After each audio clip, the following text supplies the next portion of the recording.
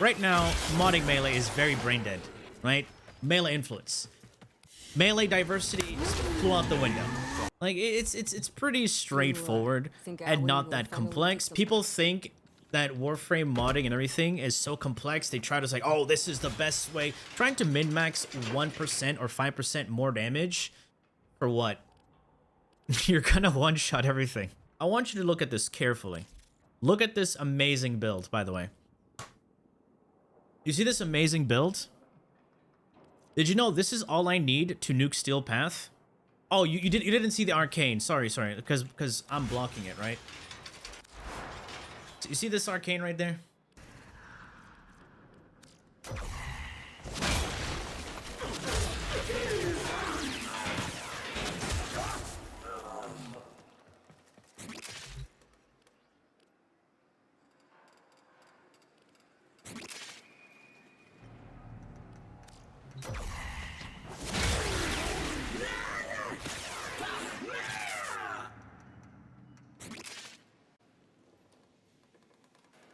What's good, folks? It's Nightmare Frame here with a new Warframe video, talking about an issue, and somewhat not an issue if taking the correct measures to manage this situation type of topic. This video is going to be a discussion and criticism of the current state of the game. I did do a video about the damage meta a while back, and there were a lot of you who agreed with that video. Unfortunately, the issue still persists. You can put this video on the side and listen to it because it is more of a listen type of video. Now, shockingly enough, the dumb side of the internet sees criticism as hate towards something, especially if they don't like you. Let's ignore those people and leave this to the logical side that uses their brain.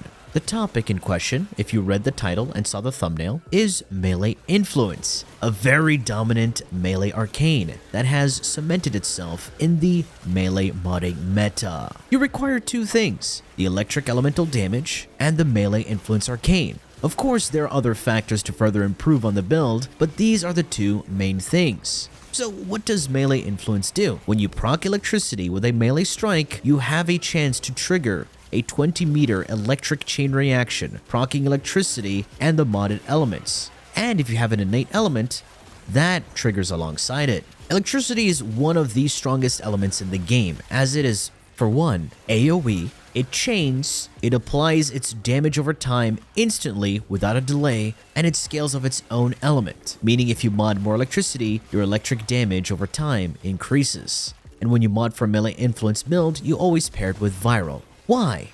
Because Viral, being a very potent debuff on enemies, having them take more damage, further boosts the damage of the electric damage and its damage over time. Not only that, you add on a universal damage multiplier coded as a faction damage multiplier that scales with strength, roar, you take that damage even further. Of course, you can add melee elementalists for even more status damage. But you get the point.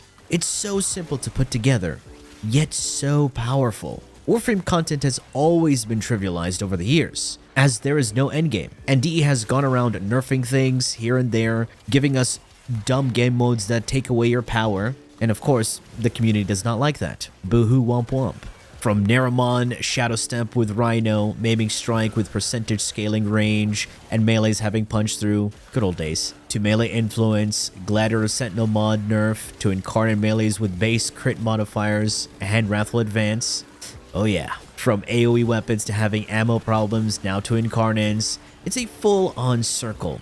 I'm pretty sure DE is aware, but when you see patterns like this, us as the players and consumers feel like the dev team is just making the same mistakes and not learning from them. Ever since the change to exalted weapons, people, including myself, have tried to accommodate Melee Influence into the Melee Exalted Warframes. Some frames do it well, while others struggle while having to sacrifice quite a lot. And this made the arcane even more popular. Now hear me out. This might sound crazy, but Melee Influence is not the problem. And here's why. The other melee arcanes are just absolute dog shit. In a general sense, when compared to what Melee Influence can do, all the other arcanes are very niche when compared to put electric mod, swing melee, and nuke map. You know? But there's Melee Vortex. My guy, just use Nautilus. By the way, Melee Vortex is what the magnetic status effect should have always been. I want you to read. I know it's hard for Warframe players to read, but take your time. Read each one of these arcanes and tell me how applicable are they, especially with all the missions that we have and playing in a group. And how many of them have a broad application on improving your melee build? I would argue only melee exposure comes close.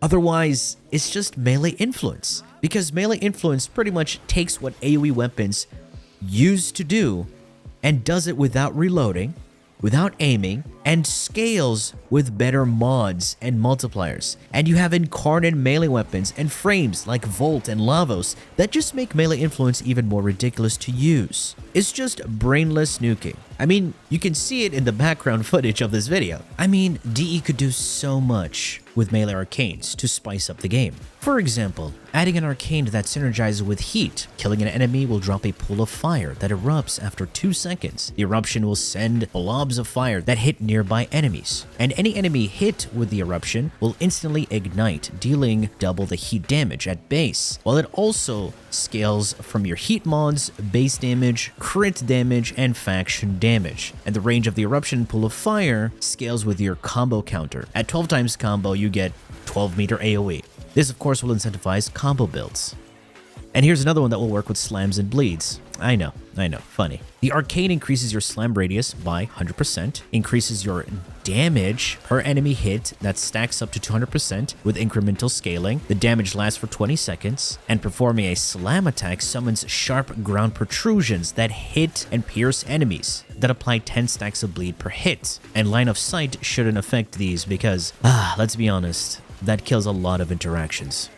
Alright, listen, I'm gonna go on a tangent here. Another issue is that everything in Warframe is now super squishy. We do too much damage. And one way to combat this, DE added enemies with damage attenuation. One of the most garbage mechanics in the game. Bullet sponges that have no unique mechanics and their only job is to soak up damage until they eventually die is a very bad design.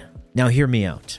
This is nothing revolutionary, but Destiny 2 did do something right in this sense. I know, shocking. The game has AoE and chaining damage types similar to melee influence, like Ignition, Jolt, and Volatile rounds, but it's balanced in its own way. Balance in Destiny, right? In one sentence? Ooh. Because unlike Warframe, Destiny isn't a horde type of shooter or a third-person ARPG. And not every enemy can easily be dealt with. There are different tiers to enemy types. Some you can deal with AoE, while others require precision damage. And one of these enemy units are called champions, and they are strong, have mechanics you have to deal with. However, if you deal with their mechanics, you can one-shot them with whatever broken build you have. For example, the Unstoppable Champion. It's a big monster that rushes at you, shoots a very strong ranged attack, and if you get close, he stomps you, dealing a lot of damage. And both attacks can 100 to 0 you very easily.